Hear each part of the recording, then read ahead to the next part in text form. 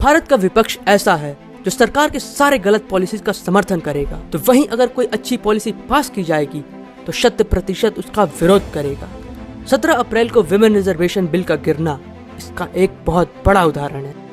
जो राहुल गांधी दिन भर जाति जाति जाति का जाप करते हैं और पिछड़ों का हक दिलाने के नाम पर राजनीति करते हैं, पर जब महिलाओं के हक की बात आई तो वहीं राहुल गांधी और पूरा अपोजिशन पार्टी पलट जाते हैं। और हैरानी की बात यह है कि इस बिल के खिलाफ वोट करने वालों में खुद कई महिला सांसद भी शामिल थे।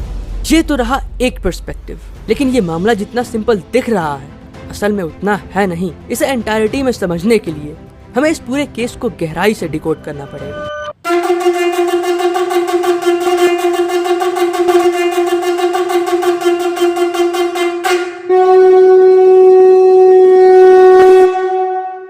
कहानी शुरू होती है साल 2023 में। एनडीए सरकार ने 106th कॉन्स्टिट्यूशनल अमेंडमेंट के जरिए लोकसभा में 1/3 सीट्स महिलाओं के लिए रिजर्व करने का प्रस्ताव पारित किया, लेकिन यहाँ एक कैच था। ये आरक्षण इस एक्ट के पास होने के बाद होने वाले सबसे पहले सेंसस के आधार पर इम्प्लीमेंट किया जाना था। अब दिक्कत ये हुई कि जो सेंसस 2021 में पूरा हो जाना चाहिए था वो कई वजहों से अब तक लटका हुआ है। फिलहाल इस जनगणना की प्रपोज्ड रेफरेंस डेट 1 मार्च 2027 है। अब आप इसके पीछे की मैथमेटिक्स को समझिए। अगला लोकसभा चुनाव 2029 में होना है और 2027 के सेंसस के डेटा को प्रोसेस करके तब तक उसे लागू करना लगभग नामुमकिन है। और यहाँ से एंट्री होती है एक नए अध्याय की, डीलिमिटेशन, यानी परिसीमन के उस कंट्रोवर्शियल मुद्दे की जिसने पूरे विपक्ष को एकजुट कर दिया।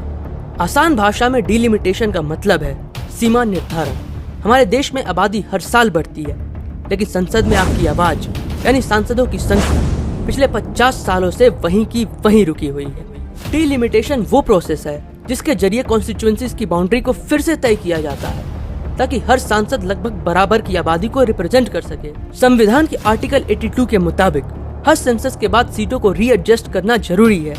इसके पीछे का लॉजिक बहुत सिंपल है। डेमोक्रेसी का मतलब है 1 पर्सन 1 वोट 1 वैल्यू, यानी अगर एक शहर की आबादी बढ़ गई है तो वहाँ संसद में उसकी बात रखने वाले रिप्रेजेंटेटिव भी बढ़ने चाहिए।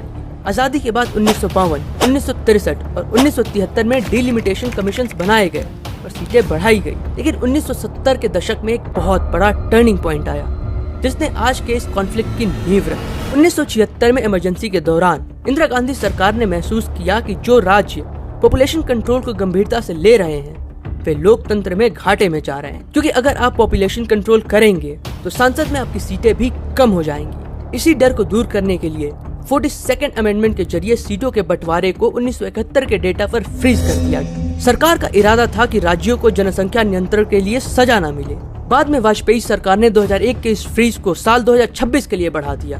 नतीजा ये हुआ पिछले 50 सालों से लोकसभा की सीटें 543 पर अटकी हुई है, जबकि हमारी आबादी 54 करोड़ से बढ़कर 140 करोड़ के पार जा चुकी है। आज हालत ये है कि कहीं एक एमपी 30 से 40 लाख लोगों की आवाज उठाता है तो कहीं सिर्फ 10 से 12 लाख। ऐसे में क्या ये इक्वालिटी के सिद्धांत और डेमोक्रेसी के मूल सिद्धांत के विरुद्ध नहीं है? और अब यहीं से शुरू होता है असली कॉन्फ्लिक्ट। उत्तर भारत के राज्यों जैसे यूपी, बिहार और राजस्थान में आबादी बहुत तेजी से बढ़ी। दूसरी तरफ दक्षिण भारत के राज्यों जैसे तमिलनाडु और केरल ने अपनी आबादी पर बहुत शानदार कंट्रोल किया है। अब कॉन्फ्लिक्ट ये है कि अगर आज की नई आबादी के हिसाब से सीटें बांटी जाए तो नॉर्थ इंडिया का दबदबा संसद में इतना बढ़ जाएगा कि साउथ इंडिया की पॉलिटिकल वॉइस कमजोर पड़ सकती है। दक्षिण के राज्यों का तर्क है कि हमें हमारी सक्सेस के लिए पनिश क्यों किया जा रहा है। अगर 2011 के सेंसस को बेस बनाया जाए तो डेटा चौंकाने वाले हैं। तमिलनाडु की सीटें 39 से घटकर 32 रह सकती है, केरल की 20 से घटकर 15। दूसरी तरफ यूपी की सीटें 80 से बढ़कर 89 हो सकती है और बिहार की 40 से 46 हो सकती है। यानी जिन राज्यों ने डेवलपमेंट और फैमिली प्लानिंग पर काम किया उनका नेशनल पॉलिटिक्स में प्रभाव कम हो जाएगा। सीटों की कुल संख्या बढ़ाने के बावजूद ये रिलेटिव शेयर का फर्क बना रहेगा। ये एक बहुत बड़ा फेडरल क्राइसिस बन चुका है। अब इस पूरे मुद्दे को विमेन रिजर्वेशन बिल से जोड़कर देखिए। साल 2023 में नारी शक्ति वंदन अधिनियम पास हुआ और तब पूरे विपक्ष ने इसका सपोर्ट किया था, लेकिन अब उसमें एक बड़ी शर्त जोड़ दी गई है कि महिला आरक्षण तभी लागू होगा जब तक डिलिमिटेशन पूरा नहीं हो जाता। लेकिन ऐसे में अगर प्रेजेंट सेंसस का वेट किया जाए तो डिलिमिटेशन और रिजर्वेशन बिल दोनों ही पास करना मुश्किल होगा। ऐसे में 16 अप्रैल 2026 को सरकार ने इस डेडलॉक को तोड़ने की कोशिश की सरकार ने 131st कॉन्स्टिट्यूशनल अमेंडमेंट बिल पेश किया और प्रपोजल दिया कि लोकसभा की सीटों को 543 से बढ़ाकर 850 कर दिया जाए। साथ ही आरक्षण को तुरंत लागू करने के लिए 2011 के पुराने सेंसस का ही इस्तेमाल किया जाए ताकि 2029 के चुनाव में महिलाओं को 33% सीटें मिल सके। लेकिन इस संख्या के पीछे बहुत बड़ा कॉन्स्टिट्यूशनल गेम छुपा हुआ है। अभी लोकसभा और राज्यसभा का रेशियो 2.2:1 है। अगर लोकसभा में 850 सीटें हो गई तो ये रेशियो बढ़कर 3.3:1 हो जाएगा। इसका सीधा मतलब ये है कि राज्यसभा की पावर कमजोर पड़ जाएगी। अगर कल को किसी बिल पर दोनों हाउसेस के बीच में कॉन्फ्लिक्ट होता है और ज्वाइंट सिटिंग बुलानी पड़ती है तो लोकसभा का पलड़ा इतना भारी होगा कि सरकार के पास अगर लोकसभा में सिर्फ 56% सीटें भी हुई तो वो राज्यसभा के 2/3 मेजोरिटी को ओवरराइड कर देगी। ये राज्यसभा की कंट्रोल करने की ताकत पर सीधा प्रहार होगा। एक और प्रैक्टिकल सवाल ये उठता है कि क्या सीटों की संख्या बढ़ाने से हमारी संसद की क्वालिटी बढ़ेगी? अगर एमपी की संख्या 850 हो गई तो हर सांसद को अपनी बात रखने के लिए, सवाल पूछने के लिए या डिबेट में हिस्सा लेने का वक्त बहुत कम मिलेगा। बैलेट के जरिए सवाल पूछने की प्रोबेबिलिटी और भी कम हो जाएगी। साथ ही आर्टिकल 75 के मुताबिक मंत्रियों की संख्या 81 से बढ़ाकर 122 तक जा सकती है। सवाल ये है कि क्या हमें सच में इतनी बड़ी काउंसिल ऑफ मिनिस्टर्स की जरूरत है या ये सिर्फ पॉलिटिकल एडजस्टमेंट्स का एक और तरीका बन जाएगा? 17 अप्रैल 2026 को जो पार्लियामेंट में हुआ उसने सबको हैरान करके रख दिया कि मोदी सरकार की संसद में पहली बड़ी लेजिस्लेटिव डिफीट थी।